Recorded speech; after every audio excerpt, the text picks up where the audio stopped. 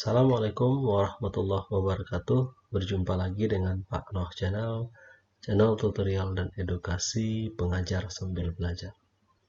Sahabat sekalian, pada kesempatan kali ini kita akan membahas interface aplikasi Articulate Storyline 3. Simak terus video ini sampai selesai. Mudah-mudahan ada informasi yang sahabat butuhkan.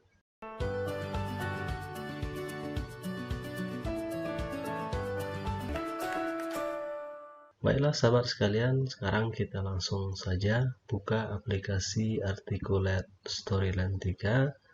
Saya asumsikan sahabat semua sudah menginstalnya di laptop atau di PC masing-masing. Seperti yang telah kita ketahui bersama bahwa Articulate Storyline ini butuh spesifikasi untuk penginstalannya. Yang pertama, kecepatan prosesornya 2 GHz lebih, kemudian dibutuhkan RAM minimal 2 GB dan spesifikasi yang lainnya. Oke sahabat sekalian, langsung kita buka saja aplikasi Articulate Storyline. Jadi aplikasi Articulate Storyline ini banyak digunakan sebagai pembuat konten media pembelajaran. Sebenarnya masih banyak kegunaan lain, cuma umumnya dipakai untuk penggunaan pembuatan media pembelajaran, dikarenakan kemudahan akses fitur-fiturnya lebih mudah dipahami dibandingkan dengan aplikasi-aplikasi yang lain. Kemudian sudah bisa dipublish dalam bentuk HTML5. Kenapa HTML5? Karena akhir 2020 mungkin ada Flash mungkin tidak dikembangkan lagi, sehingga bisa dipastikan bila aplikasi tidak atau sebuah konten tidak didukung oleh HTML5, maka besar kemungkinan tidak bisa lagi dipublish di situs web. Oke sahabat sekalian, kita lihat tampilan awal dari Articulate Storyline. Ini tampilan awalnya, ada new project, record screen, import. New project kita gunakan ketika kita ingin membuat sebuah project baru. Kemudian record screen ketika kita ingin merekam layar, menampilkan proses yang terjadi atau yang kita lakukan pada aplikasi. Import adalah jika ada file-file lain yang kita import ke dalam Articulate Storyline, contohnya ada file di PowerPoint. Oke, sekarang untuk pengenalan interface kita klik saja new project. Oke, ini dia tampilan new halaman baru. Setelah kita klik new project, ada tampilan halaman kosongnya. Yang pertama, seperti biasa sahabat semua, bahwa Articulate Storyline ini memiliki fitur-fitur yang sebagian mirip dengan fitur PowerPoint, cuma terdapat perbedaan dalam beberapa hal yang mendasar. PowerPoint Articulate Storyline lebih mudah penggunaannya dibandingkan PowerPoint ketika kita ingin membutuhkan kebutuhan khusus atau kita membutuhkan sebuah media pembelajaran yang memerlukan perlakuan khusus. Baik sahabat sekalian, jadi seperti inilah tampilan halaman kosong dari Articulate Storyline. Pada tombol home ini dia tampilan keseluruhannya, ada new scan. Maksudnya kita untuk membuat sebuah file baru atau slide baru. Kemudian ada starting scan atau starting send. Jadi ini digunakan untuk membuat halaman pertama. Kemudian ada question bank. Question bank ini adalah file-file yang kita simpan atau seperti bank soal. Kemudian ada new slide. ya untuk membuat slide baru seperti biasanya kita pakai di PowerPoint. Kemudian ada apply to layout. Ini ketika ada sebuah perintah atau sebuah perlakuan yang kita lakukan terhadap sebuah slide atau keseluruhan slide, maka kita bisa memilih apply to layout, kemudian reset untuk menghilangkannya, kemudian duplikat slide atau duplikat send itu dipakai untuk mengcopy atau menggandakan slide yang ada. Kemudian ada record screen seperti pada halaman awal untuk merekam layar. Kemudian player, pada tombol player ini kita gunakan untuk mengatur tampilan dari hasil articulate storyline, seperti misalnya tombol play, tombol preview, tombol submit, kemudian ada tombol resources dan sebagainya. Nanti insya Allah kita akan belajar lebih lanjut. Kemudian preview digunakan untuk melihat hasil awal terhadap editing yang kita lakukan. Kemudian ada tombol publish, digunakan untuk menyimpan atau mempublikasikan atau merubah project atau file yang ada di articulate storyline ke dalam berbagai bentuk yang kita inginkan. Seperti pada misalnya pada kita ubah ke dalam bentuk format HTML5 kepada Windows Movie dan sebagainya. Kemudian pada tombol insert kita klik, ada beberapa tampilan. Ini kenapa tampilannya kabur, karena saya belum mengklik layar baru sehingga tampilannya masih buram. Ada slide layar seperti biasa, tumpukan layar, kemudian convert to freeform, ini untuk merubah slide ke dalam bentuk yang bebas. Kemudian zoom region ini semacam fitur animasi yang digunakan untuk memfokuskan atau melebarkan sebuah objek tertentu di dalam proyek nantinya. Jadi seperti bagi yang sudah pernah memakai aplikasi editing, contohnya seperti zoom region ini digunakan untuk animasi pan and zoom misalnya. Kemudian ada karakter ini kita gunakan untuk menampilkan karakter yang tersimpan di articulate storyline sebagai bawaannya. Kemudian ada fitur picture, ini untuk memasukkan gambar. Kemudian ada shape ini untuk membuat shape benda-benda dua dimensi, segitiga, lingkaran dan sebagainya. Caption seperti biasa. Kemudian video untuk memasukkan video, kemudian audio digunakan untuk memasukkan audio. Kemudian web object digunakan ketika kita ingin mengambil objek tertentu dari internet. Kemudian ada textbook seperti biasa untuk memasukkan teks.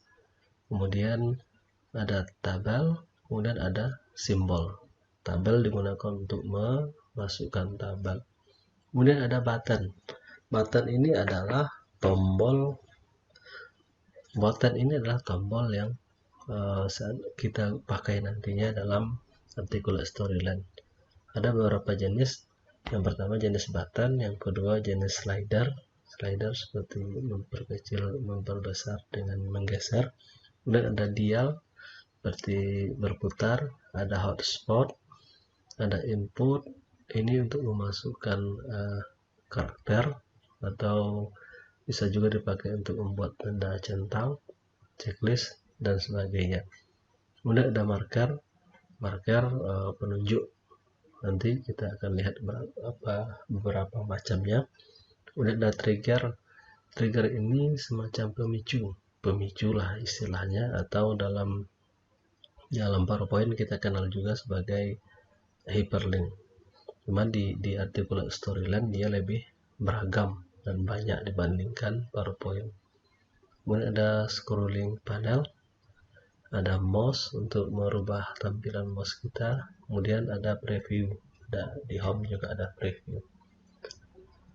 Kemudian ada di samping kanan beberapa tombol kita lihat, seperti yang pertama untitled slide, ini nama slide yang ini karena masih kosong. Kemudian ada navigasinya. Jadi kalau seandainya ada tanda centang, berarti nanti ketika sebuah file kita buat, maka hasil akhirnya akan menunjukkan tombol preview, next, swipe, next. Nah, jadi kalau seandainya kita hilangkan tanda centang, maka dia tidak akan muncul.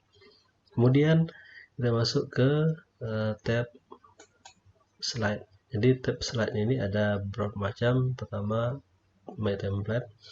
Ini digunakan untuk membuat project sesuai dengan template yang tersedia. Kemudian ada basic layout.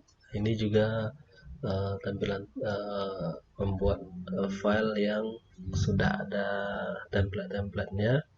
Kemudian import, untuk mengimpor file tertentu, misalnya dari PowerPoint, Quizmaker, dan sebagainya.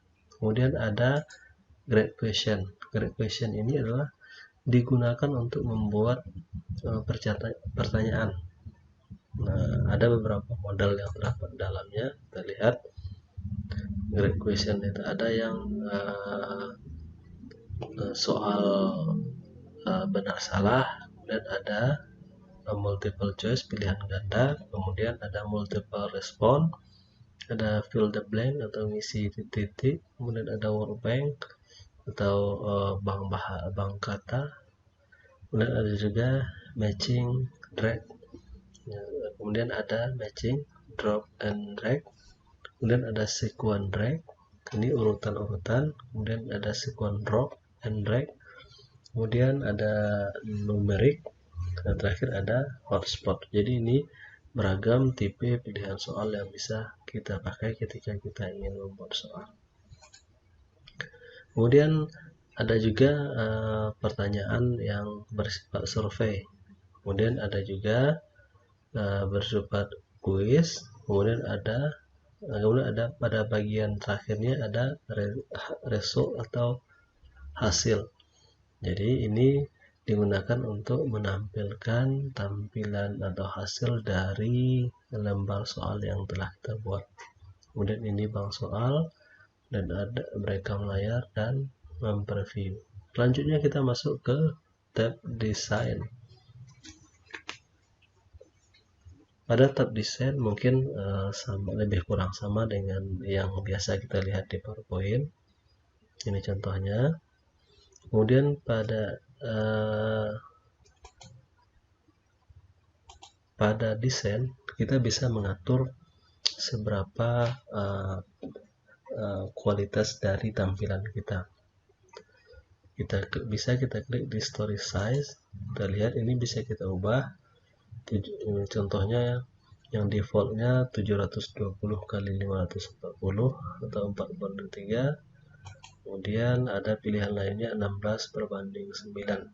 Ini untuk resolusi yang biasa kita pakai di YouTube.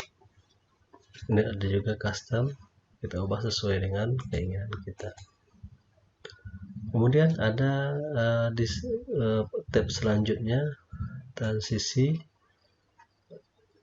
Ini mungkin bagi yang biasa memakai PowerPoint juga sudah familiar.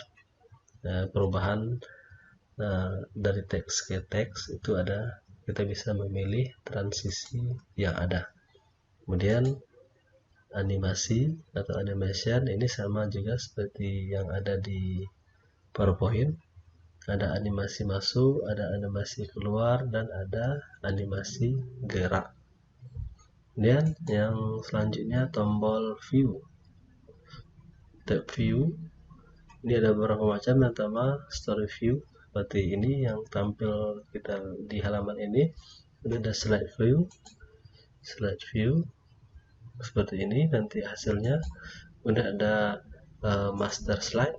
Jadi master slide semacam master eh, bentuknya lebih kurang seperti ini nantinya kalau seandainya master slide. Jadi ini master utamanya, kemudian ini anak-anak slide-nya, tergantung bisa kita buat sesuai dengan kebutuhan kita. Oke, kemudian yang selanjutnya ada tombol feedback. Feedback sama juga. Kemudian ada tombol pengaturan bantuan tampilan layar, seperti misalnya kita ingin menampilkan ada penggaris, kemudian ada garis bantu, grid line, ada gaya garis yang penanda tengah dari project, tampilan project kita. Kemudian ada zoom, ada fit to windows dan sebagainya. Kemudian tombol hub untuk petunjuk penggunaan.